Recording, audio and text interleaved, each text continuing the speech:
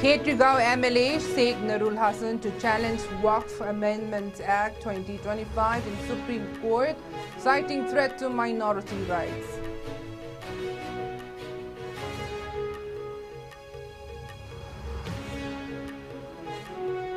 Over 2,000 protesters in Bora Yangbi rally against Waqf Amendment Act 2025, claiming violation of rights.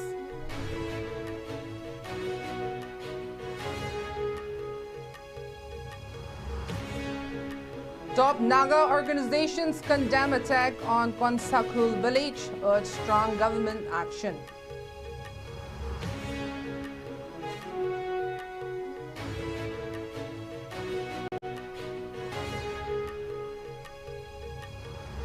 And draft photo electoral rolls for 49 Tadubi constituency published. Special summary revision process begins.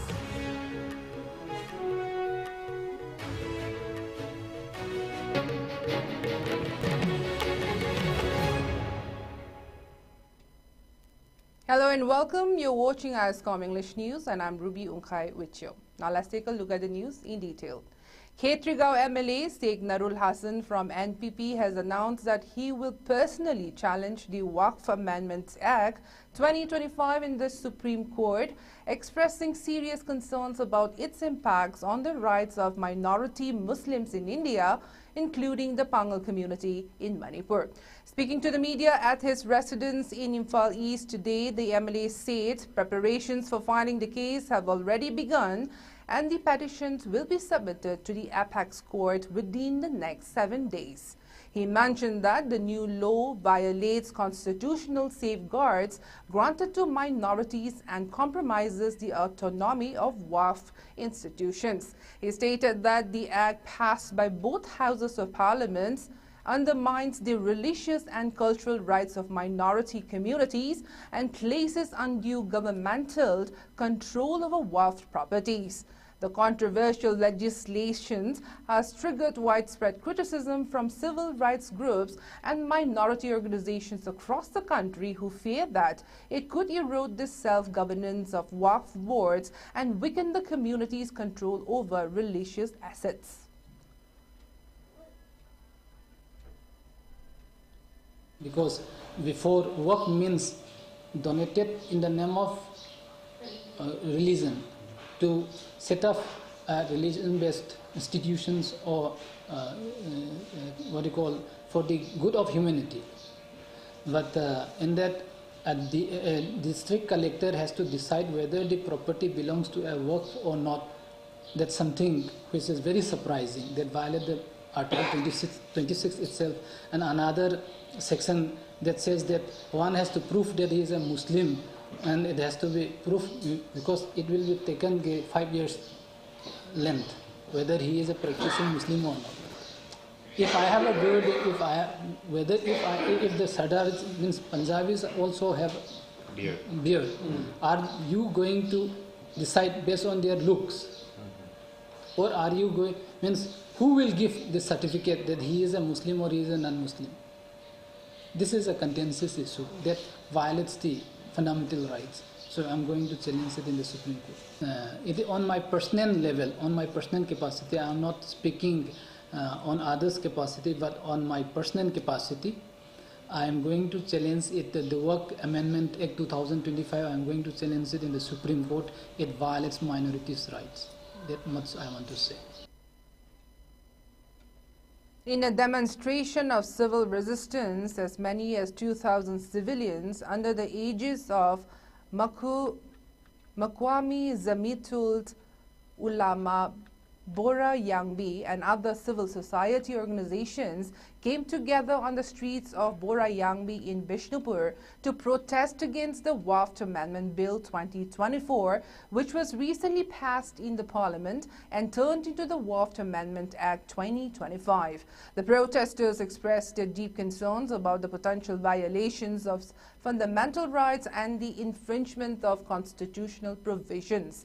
The protest, marked by slogans and banners, was a clear rejection of what the demonstrators call a trampling of their rights. Protesters carried placards reading, "Reject the WAF bill," "Protest Muslim rights," "Defend the Constitution," and WAF Act 2025, a threat to fundamental rights. The rally also echoed chants like "BJP down, down," "Narendra Modi Murdabad," "Amit Shah Murdabad," and "WAF property, protect our rights." The WAF Amendment Bill 2024, which was passed by the Indian Parliament and subsequently turned into the WAF Amendment Act 2025, has raised serious questions amongst Muslim community leaders and human rights defenders in India. Sheikh Ali Aribam, a leader of the Waqwami Zamiatul Alama Bora Yangbi, stated that the passing of this act could lead to unfair control over WAF properties, which are intended to support religious and educational purposes within the Muslim community. He emphasized that the act violates not only the constitutional rights but also traditions of the Muslim community in India. The rally culminated in a call for collective action to challenge the WAF Amendment Act 2025, urging citizens and political leaders alike to stand up for the preservation of Indian Constitution and the protection of fundamental rights.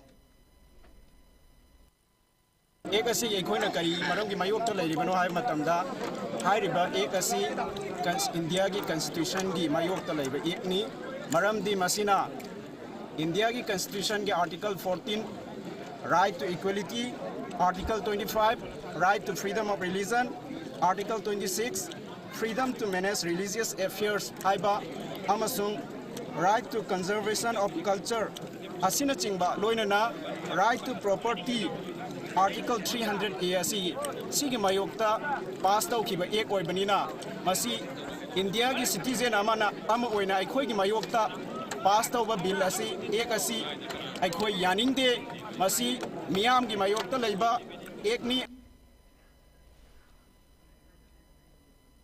In a series of coordinated operations carried out by security forces, extensive search and area domination activities were conducted in the vulnerable and fringe areas of the hill and valley districts of Manipur.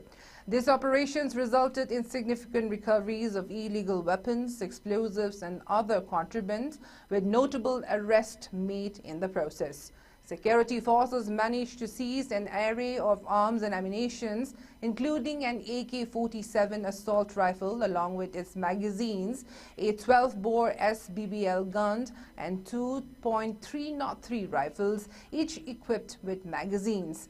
Among the explosives recovered were several large rockets, with 2 measuring 8 feet and 3 measuring 5 feet, as well as country-made hand grenades and mortar bombs. A range of tactical gear was also found, including 2 tactical helmets, 5 bulletproof jacket covers without plates, and an array of spent and live ammunition cases, such as those from AK-47s, SLR rifles, and .303 rifles. The operation, which spanned areas from Tangjing Hill in the vicinity of Loilamkot village to Nallont village, was carried out under the jurisdiction of Tiruchampur Police Station, Tiruchampur district. The search uncovered an assortment of items such as wireless set, a leather pouch, and 200 grams of tobacco, in addition to other miscellaneous goods. These findings are believed to be associated with illegal activities, though investigations are ongoing. Another significant operation unfolded in the Kairao Wangkhem village and its surrounding areas near the foothills of Ngariant Hill Range under the jurisdiction of Irilbung Police Station in Imphal East District. Here, security forces recovered an impressive collection of weapons and ammunition, including a .303 LMG light machine gun with a magazine, a .303 sniper rifle, and a 7.62 SLR rifle with 2 magazines. In addition to this, 5 SMG carbine magazines, 30 rounds of 5.56 mm live ammunition, and 39 rounds of .303 live ammunition was also seized. Other explosive materials such as number 36 hand grenades, alum explosives and tear gas grenades were recovered as well. The operation also unearthed an assortment of bulletproof gear, including 8 BP helmets and 8 BP jackets, along with an assortment of radio sets and empty ammunition boxes. Security forces continued their search operations in the region, leading to the discovery of further armaments such as 5.56 mm INSAS rifle, a .22 pistol with magazine, and multiple improvised mortars. Additionally, a number of mortar bombs and explosive projectiles were found in the area connecting N Boljang and 0 Point in Kangpokpi.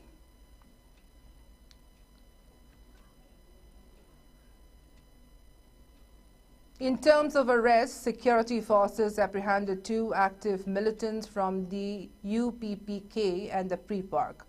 Ningombam Ajit Kumar Singh, also known as Khangembam, age 49, an active cadre of UPPK, was arrested from Pebia Pandit Lekai near Meira Sang in Imphal East District. Singh is reportedly involved in extortion activities targeting both the public and private institutions, including schools and colleges in Imphal area. Authorities seized a 2-wheeler and a mobile phone from his possession. In a separate incident, Tokchom Ningthim Meitei, known as Lingjant, age 48, an active member of Pre-Park, was arrested from Kairang Wangkim village near the TB hospital in Imphal East District.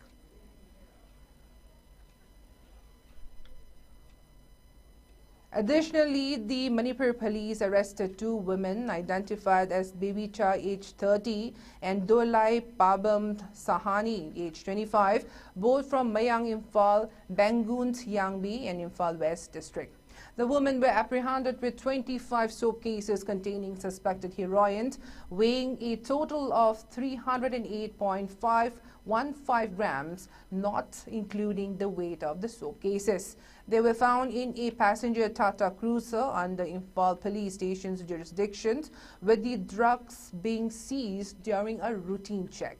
The security forces' operations have led to significant progress in the ongoing efforts to curb illegal activities in the region, with a variety of weapons, explosives and illicit substances being confiscated. The arrest and the ongoing investigations will likely provide further insights into the illicit networks operating in the area.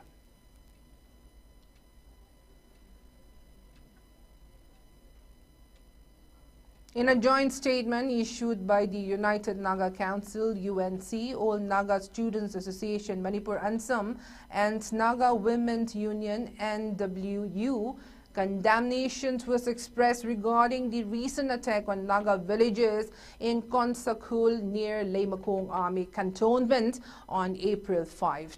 The incident, perpetrated by a group identified as Leilond Cookies, resulted in severe injuries and property damage to the Liangmai Naga community. The statement described the attack as a barbaric act and highlighted that it left 13 individuals severely wounded, including Aimsant Abonmai, chief of Konsakul, Adam Dirinamai, village chairman, and Willingson Abonmai, pastor of Karasom Baptist Church. Both Aimsant Abonmai and Adam Dirinamai are reported to be undergoing treatment at Dreams Imphal. The Naga organization strongly denounced the assault on the village chief and village authority, emphasizing that such actions are considered grave crimes according to Naga customary law.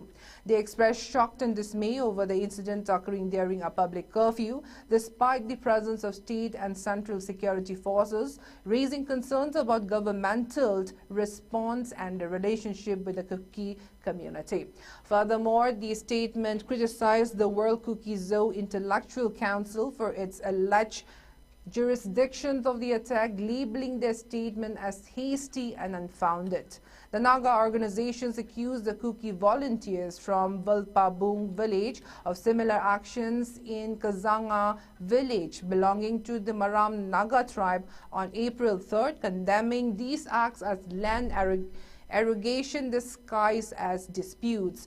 The Naga organization concluded by asserting that such actions could not be tolerated, calling for a resolution to the escalating tensions through peaceful means and urging authorities to intervene decisively to prevent further violence.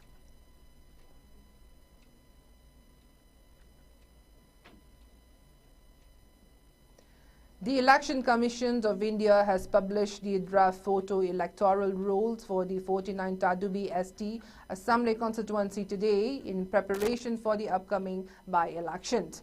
The draft electoral rolls revealed that the total number of electors stands at 47,756, with 24,048 male electors and 23,708 female electors. Notably, there are no third gender electors listed. Among the electors, 1,137 individuals belong to the 18 to 19 age groups, accounting for a 39.7% electoral participation ratio.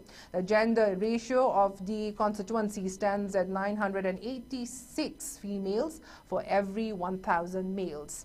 The publication of the draft rolls marks the beginning of the special summary revision process, where the qualifying date for voters' eligibility is 1st April 2025. The general public, electors and political party representatives are invited to inspect and verify the draft rolls at the offices of the electoral registration officers, assistant electoral registration officers and booth-level officers in the constituency.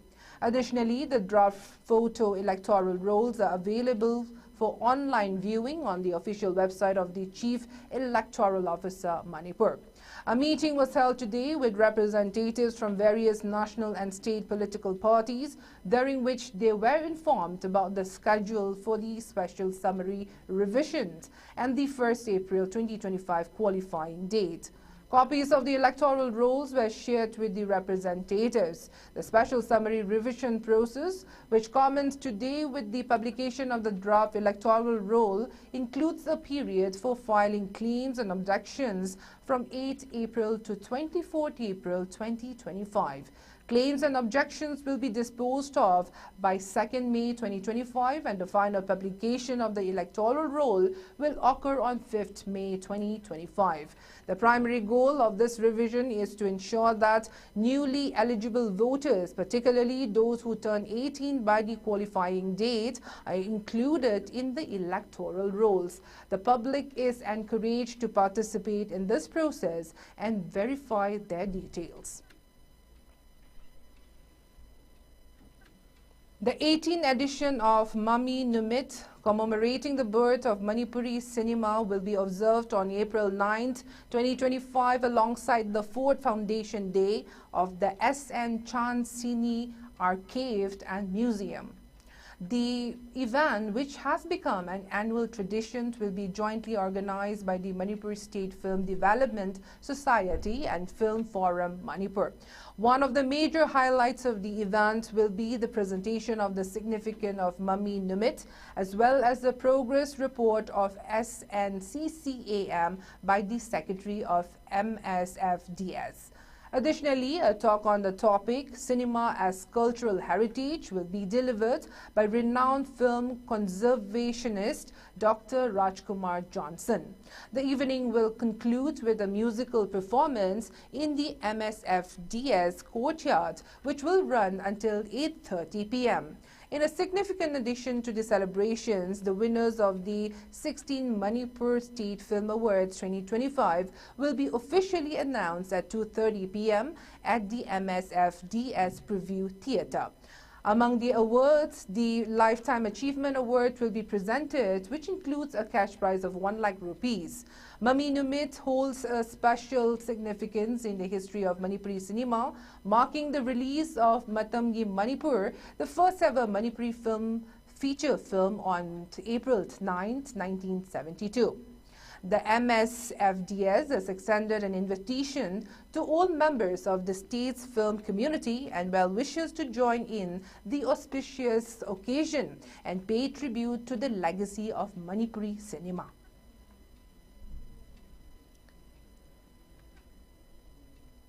Meghalaya Principal Secretary in charge PHE and PWD Seth Mohammed A. Razi was allegedly found dead inside his hotel room in Uzbekistan during a private visit to the Central Asian nation. Razi, an IRTS officer on deputation to the state since 2021, was in Uzbekistan, Bukhara city since April 4th.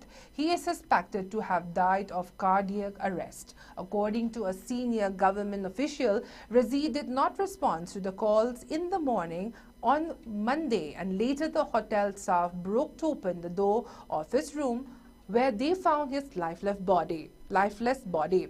Necessary formalities are underway and Razi's wife is en route to Bukhara. Meghalaya Chief Minister Conrad K. Sangma condoled the demise of Seth Mohammed A. Razi, describing him as a dedicated officer and a warm-hearted individual who touched the lives of many.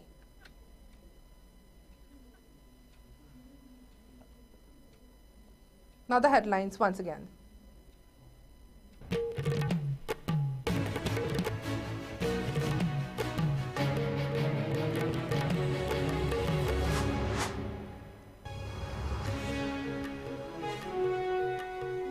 Khetrigao MLA Sheikh Nurul Hassan to challenge Quax Amendment Act 2025 in Supreme Court, citing threat to minority rights.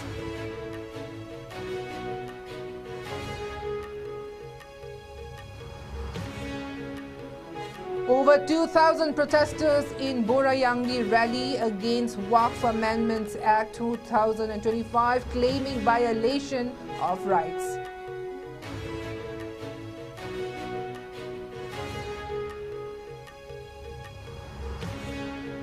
Top Naga organizations condemn attack on Consakul village, urge strong government action.